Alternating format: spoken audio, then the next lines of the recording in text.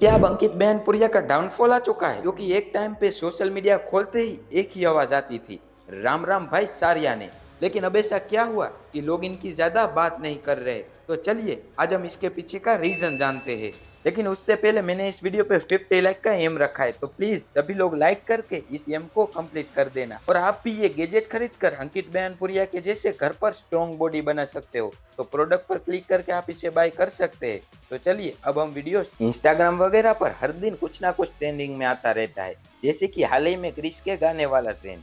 ये सब ट्रेंड कुछ टाइम तक रहते हैं, फिर बिल्कुल गायब से हो जाते हैं, क्योंकि कोई भी नई चीज लोगों को देखने में मजा आता है, लेकिन वही अगर सेम चीज बार बार देखने को मिले तो वो बोरिंग लगने लगती है। अंकित बयानपुरिया का 75 हार्ट का चैलेंज भी ऐसे ही वायरल हुआ और कुछ टाइम के बाद लोग इससे बोर हो गए। तो क्या ये उनका डाउनफॉल हुआ?